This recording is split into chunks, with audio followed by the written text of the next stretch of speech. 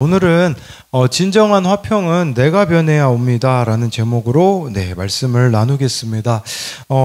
최근에요, 제가 이런 제목의 좀 영상을 봤어요. 11살 조현병이 찾아왔다 했는데, 갑자기 아들이요, 이 11살 되던 해에 조현병이 이제 찾아오게 된 거죠. 지금은 28살인데 무려 17년 동안이나 이렇게 조현병을 앓고 있는 그 아이와 이 아이를 키우는 어머니에 대한 그 인터뷰 영상을 보았습니다.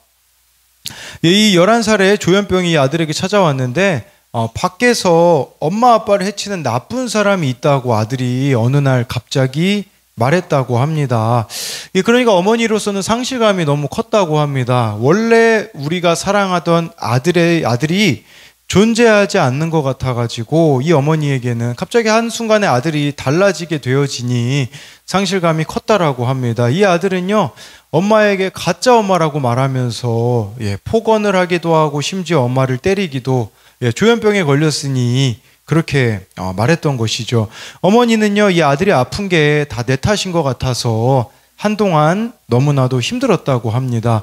이 어머니가요, 가장 힘들었던 것은 무엇이냐면 조현병에 대해서 뉴스 기사나 이런 사회 면에서나 볼 수 있는 사례가 대부분 다 끔찍한 거였거든요. 강남의 살인 사건도 조현병 환자였었다. 또 10대가 홧김에 할머니를 흉기로 찌른 그것도 다 조현병 환자였다. 이런 내용밖에 없으니 이렇게 찾아볼 그러니까 이 살만하다고, 제가 조현병을 가지고 있었는데 살만해요라고 말해주는 사람이 없었기 때문에, 특히 소아조현병을 겪고 청년으로 성장한 사례를 볼 수 없기에 어머니 생각에는 과연 내 아들이 나아질 수 있을까, 다 그만두고 싶은 생각이 있어서 이런 생각까지 갔다고 해요. 나와 내 아들만 사라지면 되겠구나라는 생각이 든 것도 있었다고 합니다.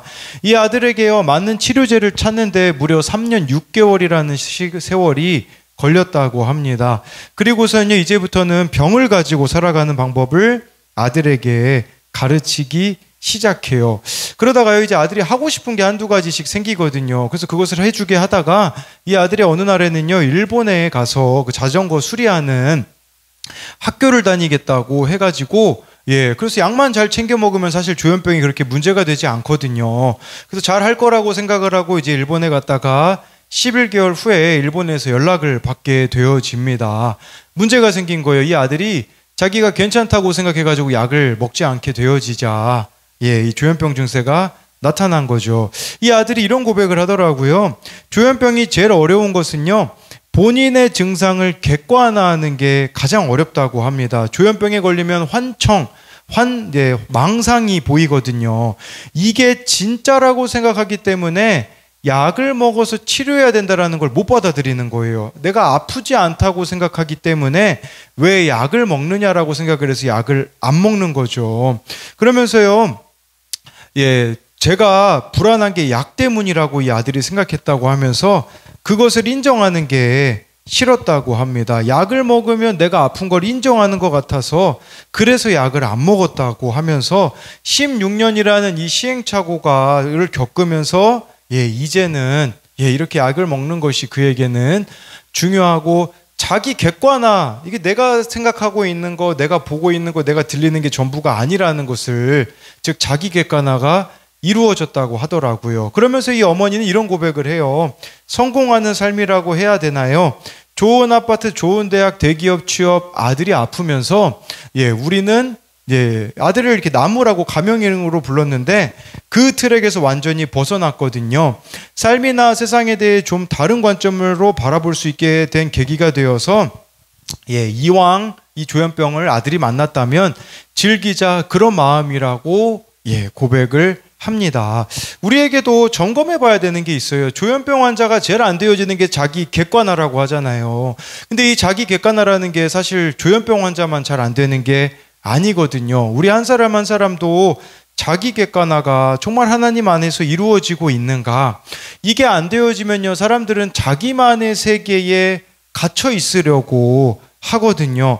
자기만의 세계에 갇힌 사람들의 특징이 뭐겠습니까? 두 가지로 나타나겠죠. 잘 되면요, 자기 잘난 못에 살아가든지, 잘 되지 않으면 세상에서 제일 자기가 슬픈 사람으로 연민에 빠져서 살아갈지도 모릅니다. 그렇게 오늘 말씀을 통해서 저와 여러분들이 예수님 안에서 진정한 화평을 누리는 것이 무엇인지를 두 가지로 살펴보겠습니다. 첫 번째로요, 진정한 화평이 오려면 말씀의 검으로 내가 찔려야 합니다. 우리 34절부터 36절을 같이 읽어보겠습니다. 시작. 내가 세상에 화평을 주러 온 줄로 검을 주러 왔노라. 내가 온 것은 사람이 그 아버지와 딸이 어머니와 며느리가 시어머니와 불화하게 하려 함이니 사람의 원수가 자기 집안 식구리라. 34절에 보니까 예수님이요, 세상에 화평을 주러 온 것이 아니라 검을 주러 온다고 말씀해 주고 있어요. 이게 무슨 말이겠습니까? 저와 여러분들이요, 가정에 복음이 들어가려면요, 우리가 추구하고 있는 거짓 화평이 깨어질 날이 와야 된다라고 말씀해 주고 있는 것이에요. 정말 나의 가정이 구원받기를 원한다면요, 그 가운데 추구하고 있는 거짓 화평들을 깨뜨려야 된다라는 것을 말씀해 주고 있는 것이죠. 35절, 36절에 보면요, 아버지 또 딸과 어머니, 며느리와 시어머니가 불화하게 하려 예수님이 오셨다고 하는데, 그러면 우리가 자칫 잘못 생각하면 예수님은 무슨 싸움을 붙이러 오시는 분인가 라는 생각을 할 수가 있겠죠. 그러면서 36절에 심지어 사람의 원수는요, 자기 집안 식구라고 말씀해 주고 있는데, 그렇다면 예수님이 식구들이 원수처럼 살기를 원하신다라는 뜻일까요? 그것은 아니라는 것이에요. 그런데 사실 우리가 제일 원수로 대하기 쉬운 사람들이 누굽니까? 가족일 때가 있다라는 거예요. 청주 교도소에요, 무기징역을 받은 여자 45명을 조사해 봤거든요. 그 사람들이 왜 무기징역을 받았을까요? 제일 많은 사례가요, 남편을 살인한 사람들이 제일 많았다고 합니다. 그 다음으로 부모, 형제, 자매, 친척, 애인 순으로 나왔다고 합니다. 어제 제가 그 우리들 교회 양육교사를 받고 왔는데, 거기 여자분들이 되게 많으시거든요. 여자분들이 정말 간절히 원하는 게 있더라고요. 그게 뭔지 아십니까? 사별을 그렇게 원하시더라고요. 이게 이혼은 할 수가 없으니까 사별해가지고 남편이 죽어서 이제 혼자 되었으면 좋겠다라고 말씀하시는 분들이 어제 참 많은 것을 보게 되었습니다. 이렇게 원수가 자기 집안 식구라고 말씀해주고 있는 것이겠죠. 그렇다면 왜 가족이 원수일까요? 이게 단지 미워서일까요? 우리 37절을 같이 읽어보도록 하겠습니다. 시작. 아버지나 어머니를 나보다 더 사랑하는 자는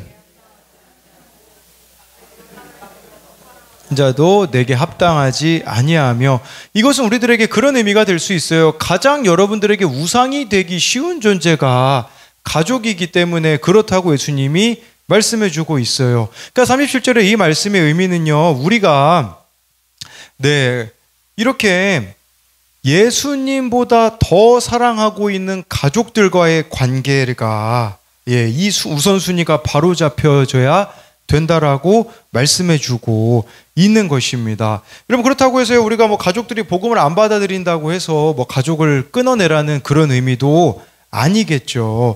가족들은요, 버릴 수 없습니다. 저와 여러분들이 우상도 삼지 말아야 되지만 정말 이 가족들을 구원시켜야 되지 않습니까? 가족들은 나의 진짜 모습을 가장 잘 알거든요. 웬만해서는 가족을 속일 수가 없는 것이죠. 어제 저희 가족과 이렇게 정윤이랑 같이 이렇게 신정호수를 한 바퀴 돌고 왔거든요. 근데 이제 정윤이를 태워다 주는 길에요, 우리 한결이가요, 저는 듣기만 했어요. 보지는 못했고, 눈을 감으면서 왜 너 이제 자냐, 이제 잘 거냐고, 자고 있지 않냐고 물어보니까 자기는 눈을 감고만 있지 절대 자지 않을 거래요. 깨어 있다고 이야기를 하더라고요. 어떻게 됐을까요? 어제 잠들어가지고 제가 5층까지 업고 갔거든요. 가족은 이처럼 속일 수가 없는 것이죠. 근데 여러분, 이처럼 가족들은요, 우리들에게 때로는 가장 여러분들이 힘들게 하는 존재가 가족일 수 있는데, 34절 말씀에 보면요, 예수님께서는 검을 주러 왔다고 하시잖아요. 제가 이 검이라는 단어를 찾아보니까 한 군데 더 쓰인 곳이 있더라고요. 그 검이 어디 쓰였냐면 에베소서 6장 13절입니다. 우리 같이 읽어보겠습니다. 시작. 구원의 투구와 성령의 검 곧 하나님의 말씀을 가지라. 예, 이 검이라는 단어가 헬라어로 보면 똑같은 단어가 쓰였습니다. 예수님이 검을 주러 왔다. 그 검을 주러 왔다라는 게 무슨 말이겠습니까? 여러분들이 힘들게 하는 가족들을 찌르라는 말입니까? 아니에요. 말씀의 검으로 나를 베라는 뜻이에요. 나를 찌르라는 뜻이에요. 그러니까 가장 가까운 가족들의 모습을 통해 돌아보아야 되는 것은 바로 내 자신이라는 뜻입니다.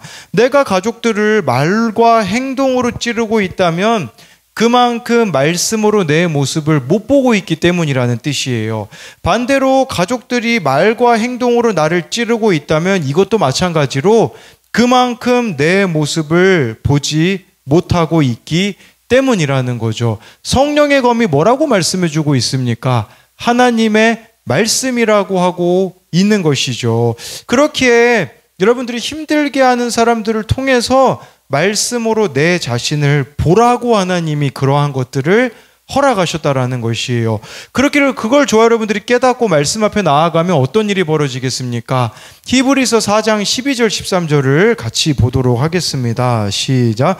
하나님의 말씀은 살아있고 활력이 있어 좌우의 어떤 검보다도 예리하여 혼과 영과 및 관절과 골수를 찔러 쪼개기까지 하며 또 마음의 생각과 뜻을 판단하나니 지으신 것이 하나도 그 앞에 나타나지 않음이 없고 우리의 결산을 받으시리에 눈앞에 만물이 벌거벗은 것 같이 드러나느니라. 예, 이 말씀 앞에서는요, 저와 여러분들이 벌거벗은 것 같이 모든 것이 다 드러나게 되어진다라는 것이에요. 이거를 우리가 비춰보자면 이런 의미가 되겠죠. 여러분, 진짜 원수는요, 가족들이 아닙니다. 힘들게 하는 가족이 아니에요. 진짜 원수는 내 안에 있다라는 것이죠. 진짜 검은 상대방을 찌르는 것이 아니라 말씀으로 나를 찔러야 한다라는 것이죠. 근데 우리들에게는 이것이 되어지지 않으니 죽이고 싶은 만큼 가족이 미운 겁니다. 죽이고 싶은 것 같이 주변 사람들이 밉다면 그만큼 내가 하나님 앞에서 나의 모습을 보지 못하고 있다라는 거죠. 그러면 어떤 환자가 수술을 받아야 하는데 수술을 받으려고 하니까 여러 가지 너무 고통스러운 거예요. 그러니까 난 수술 받기 싫으니 미봉책으로 마약이나 약으로 잠깐 아픔을 약화시켰다고 해보십시오. 여러분, 그게 나은 게 아니잖아요. 그거는 그 사람을 더 빨리 죽게 만드는 거예요. 사랑한다면요, 수술해야 되는 거죠. 아프고 고통스럽지만 환부를 째고 모든 나쁜 것을 긁어내야만 해요. 그래야 새 살이 나오게 되어지는 것입니다. 여러분, 이와 마찬가지로 나를 사로잡고 있는, 우리 가족을 사로잡고 있는 거짓 화평들이 있을 수 있어요. 그런데 진정한 화평이 임하기 위하여서는요, 그런 일시적인 화평, 거짓의 화평을 깨야 할 때가 우리들에게 있다라는 거죠. 오늘 큐티인 말씀에 그 내용이 나오더라고요. 예레미야 21장 11절 12절인데요. 유다 왕의 집에 대한 여호와의 말을 들으라. 여호와께서 이와 같이 말씀하시니라. 다윗의 집이여, 너는 아침마다 정의롭게 판결하며 탈취당한 자를 압박자의 손에서 건지라. 그리하지 아니하면 너희의 악행 때문에 내 분노가 불같이 일어나서 사르리니 능히 끌 자가 없으리라 라고 말씀해 주고 있어요. 예, 여기 남유다 그 시드기야 왕이 있잖아요. 그 지금 바벨론이 이 남유다를 멸망시키려고 포위하고 있으니까요, 그제서야 정말 이렇게 똥줄이 타서 예레미야에게 두 사람을 보내요. 하나님이 이렇게 중보해 달라고 해요. 이 바벨론 좀 없어지게 해달라고, 문제 해결 좀 해달라고 하거든요.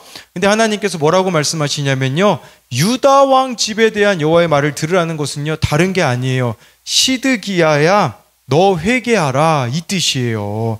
하나님이 원하시는 것은요, 그 바벨론 원수들이 없어지는 게 아니었어요. 시드기야가 하나님 앞에 회개하는 거였어요. 시드기야가 하나님 앞에 회개하면요, 바벨론이라는 원수는 없어졌을 거예요. 이 회개가 안 되어지는 시드기야가 어떻게 됩니까? 실제 기록에 의하면요, 시드기야는요, 자기 아들들이 죽임당하는 걸 눈으로 봐요. 그리고서는요, 그 두 눈이 뽑혀서 바벨론으로 끌려가는 게 실제 역사 기록에 나와 있습니다. 바벨론이 원수였을까요? 아니에요. 회개하지 않는 시드기야가 바로 원수였다라는 것을 말씀해주고 있는 것이겠죠. 그렇기 때문에요, 이것에 대한 적용 질문으로는요, 일시적인 화평을 지키고자 가족들이 예수님과 멀어지는 걸 못 본 채 하고 있습니까? 또 한 가지는요, 원수 같은 사람을 통해서 보아야 하는 나의 모습은 무엇입니까? 그래서 일시적인 화평이 1절에 거짓 화평을 말하는 것이겠죠. 우리가 이게 거짓 화평인 걸 알면서도 방관하고 있는 게 무엇이 있는가에 대한 부분이고요. 또 원수 같은 사람을 통해서 보아야 하는 또 나의 모습이 무엇인지를 이렇게 점검해 봐야 됩니다. 두 번째로요, 진정한 화평이 오려면 자기 부인이 이루어져야 합니다. 우리 38절, 39절을 같이 읽도록 하겠습니다. 또 자기 십자가를 지고 나를 따르지 않는 자도 잃을 것이요 나를 위하여 자기 목숨을 잃는 자는 얻으리라. 이 말씀에 보니까요,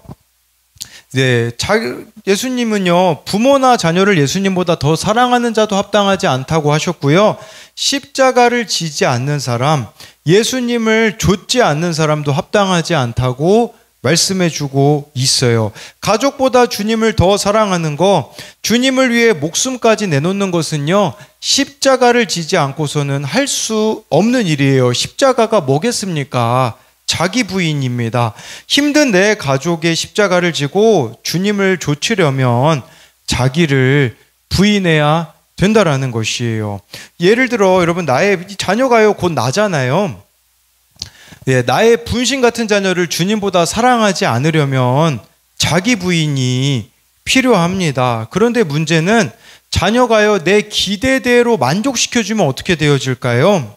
그러면 자꾸 내 것으로 생각되어지기 때문에 자기를 부인하는 것이 어려워지는 것이에요. 반대로 어쩌다 저런 자식이 나왔나 하면서 그런 자식이 있다면 자기 부인이 절로 되어지는 것이겠죠. 그래서 여러분, 자식은 평생 배반당하기 위해서 키운다라는 말이 있잖아요. 자식이 부모 속을 적당히 썩임으로써 내가 낳고 키웠는데도 내 뜻대로 안 되는 자녀의 모습을 보면서 하나님 앞에 죄인인 나의 모습을 볼 수 있다라는 거예요. 그렇게 자기 부인이 이루어지는 것입니다. 왜 나는 이런 남편을 섬겨야 하나? 왜 이런 시어머니를 만나야 하나? 나는 왜 이런 직장에서 일해야 하나? 나는 왜 이런 억울한 일에 개입해서 희생을 강요당해야 하나라고 드는 것이 있다면 저와 여러분들이 지고 있는 십자가라는 것이에요. 우리가 해야 되는 일은요, 내가 죽어야 될 그 십자가 나무를 메고 내가 가는 것이에요. 각 사람에게는 다 십자가가 있습니다. 그 십자가 중에 가장 큰 십자가가 뭐겠습니까? 바로 보기 싫은 사람을 항상 보고 살아가는 십자가입니다.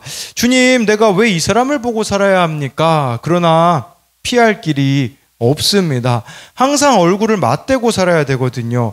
주님, 나 이 사람 좀 피하게 해주십시오. 그렇게 해서는 안 된다라는 것을 기억해야 되는 것이겠죠. 39절은요, 우리들에게요, 자기 목숨을 얻는 자는 잃을 것이요 나를 위하여 자기 목숨을 잃는 자는 얻으리라고 말씀해 주고 있어요.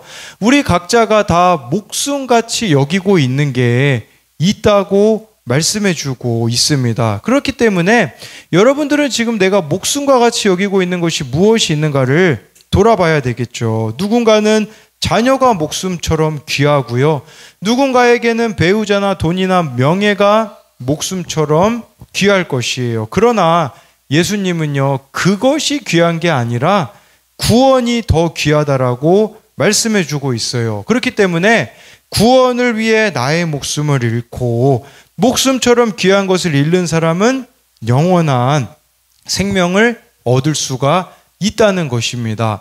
여러분, 그렇다면 목숨을 잃는 게 뭐겠습니까?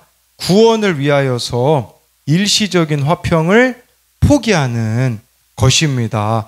계속해서 우리 40절부터 42절을 읽도록 하겠습니다. 시작. 너희를 영접하는 자는 나를 영접하는 것이요 나를 영접하는 자는 나를 보내신 이를 영접하는 것이니라. 선지자의 이름으로 선지자를 영접하는 자는 선지자의 상을 받을 것이요 의인의 이름으로 의인을 영접하는 자는 의인의 상을 받을 것이요 또 누구든지 제자의 이름으로 이 작은 자 중 하나에게 냉수 한 그릇이라도 그 사람이 결단코 상을 잃지 아니하리라 하시니라. 네, 여기 이 40절에요. 너희를 영접하는 게 곧 나를 영접하는 것이고 나를 영접하는 것이 나 보내신 이 하나님을 영접하는 것이래요. 이것은 무슨 말이냐면요. 저와 여러분들이 정말 이렇게 가족을 내려놓고 십자가 지고 예수님을 따르려고 할 때 하나님은 동급 취급해 주신다라는 거예요. 누구랑 동급 취급해 주시냐? 예수님, 하나님과 동일한 취급을 우리들에게 해주신다라고 말씀해주고 있는 것이겠죠. 41절 42절에는요 우리가 이런 사람들을 대접해야 된대요.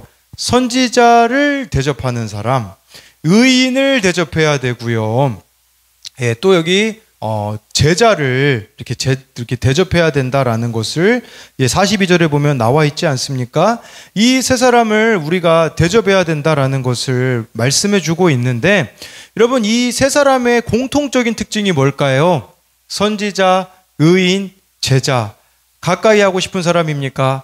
가까이 하고 싶지 않은 사람이에요. 이 사람들은요 나에게 싫은 소리, 쓴소리 하는 사람들이라고 볼 수가 있어요. 우리는 잘해주는 자만 찾고 싶은 것이 본성이잖아요. 그런데 정말 우리들은 이런 사람들을 가까이 해야 된다라는 의미가 될 수 있으며 이것은 한 차원 더 생각해 보자면 그런 의미가 될 수 있어요. 저와 여러분들이요 가정에서 삶의 자리에서요 선지자, 의인, 또 여기 나와 있는 제자로서의 삶을 살아가야 된다라는 것이에요. 한 가지 간증만 이렇게 나누고 마치려고 하는데요. 네, 김양재 목사님의 새 말씀 새 부대 새 노래에 보면요, 이런 내용이 나오더라고요. 부모에게 순종하려고 유능한 변호사를 만나 불신 결혼을 한 자매가요, 어떤 일이 그녀의 삶에 발생하게 되어지냐면, 남편 그 가족이요 원불교에 이렇게 심취했다고 하더라고요. 그 우상 종교를 믿는 시댁에서 자란 남편은요 이 아내에게 밤에 손톱을 깎는다고 혼내고요 북쪽으로 머리를 둔다고 화를 냅니다. 남편이 14대 종손이기 때문에 제사를 다 드리는데 절을 안 한다고 이 아내는 구박을 받습니다.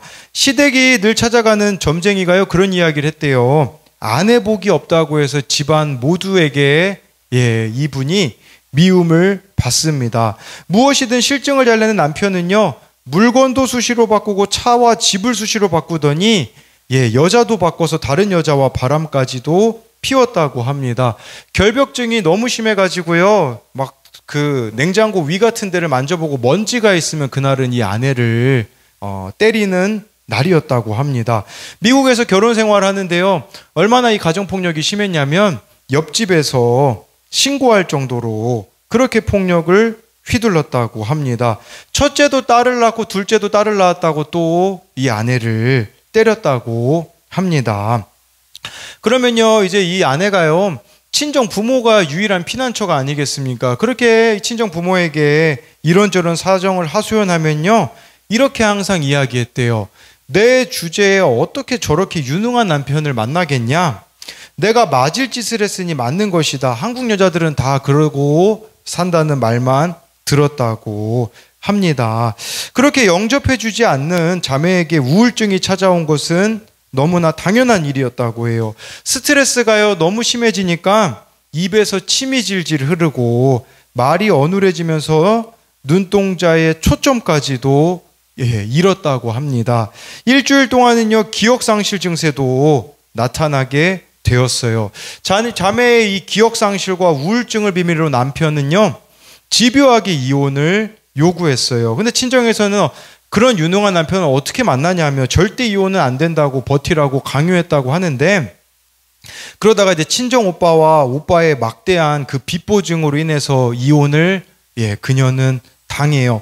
위자료도 받을 수가 없었고요. 아이들도 그대로 두고 13년의 결혼 생활 끝에 쫓겨나듯 나왔습니다.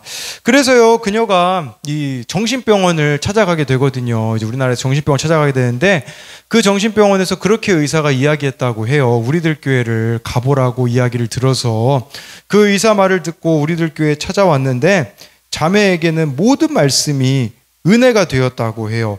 말씀에 귀신 들린 자가 나와도 기억을 상실할 정도로 정신이 혼미한 자기 이야기로 들리고요. 나병 환자에 대한 말씀이 나오면 무기력하게 살았던 자기 이야기고요. 맹인이 나오고 벙어리가 나와도 모두 자기 이야기라고 했습니다. 하나님이 말씀으로 자신을 대접해 주신다라고 하면서 40년 동안 억울하기만 했던 인생이 하나님의 축복으로 받아들여진다고 고백을 하게 됩니다.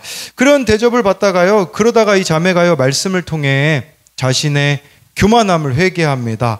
그러고 나니 교회는 오래 다녔어도 하나님을 만나지 못한 부모님에게 긍휼한 마음이 생겨서 전에는 부모님이 두려웠지만 이제는 사랑하는 마음으로 부모님을 섬기게 됩니다. 그랬더니 43년 만에 처음으로 부모님이 미안하다는 말을 하셨다고 합니다. 그 한마디에 모든 것이 눈 녹듯 풀어지고 화평이 찾아왔다고 그런 이야기를 하면서 사랑과 용서로 서로를 영접하며 진정한 화평을 이루게 되었다고 합니다. 자매를 합당한 제자로 쓰시기 위해 많은 고난을 지나가게 하셨지만 그 고난이 말씀으로 해석이 되어지며 이제는 십자가 지고 주님께 합당한 삶을 살아가고 있다라는 이런 고백을 나눔을 해주었는데요. 정말 우리들에게도 마찬가지인 것 같습니다. 그게 무엇이냐면, 여러분, 우리들의 인생의 은인은 무엇이냐면 정말 나에게 말씀을 들리게 만들어주는 그 존재가 가장 큰 은인이라는 것이에요. 제가 가까이 지내는 분이 계시거든요. 그분 카톡에요, 프로필에 이렇게 적혀 있더라고요. 말씀으로 인생이 해석되었다라는 그런 고백이 적혀 있더라고요. 이분이 어떻게 그렇게 되었을까요? 지금 첫째 딸이 정말 속을 많이 썩이고 있거든요. 하나님이 안 믿어진다고 하고 있거든요. 우리 교회 분이 아니시거든요. 근데요, 그 가정에는요, 부모들에게 말씀이 들리기 시작하고 있거든요. 여러분, 말씀을 들리게 해주는 그 사람이 근데 우리들에게 좀 받아들이고 싶지 않을 것 같아요. 왜 그러냐면 대부분 우리들에게 말씀을 들리게 해주는 사람들은요, 우리 눈에는 원수로 보이거든요. 그 원수 같은 이들 때문에 내가 죄인이라는 걸 깨달게 되어지거든요. 그렇기에 정말 좋아요, 여러분들이 오늘 이 말씀을 통해서 관점을 바꾸셨으면 좋겠어요. 정말 그를 통해 정말 내가 자기 부인이 일어나고 말씀이 들리는 자들이 되기를 소망합니다. 이것에 대한 적용 질문은요, 내가 피하고 싶은 십자가와 같은 사람은 누구입니까? 내가 자기 부인을 하며 십자가를 지며 나아갈 때에 주님이 기억해 주심을 믿습니까? 또 한 가지는요, 오늘 적극적으로 대접해야 할 제자와 의인과 선지자는 누구입니까? 그들을 가까이 합니까? 아니면 외모로 차별합니까?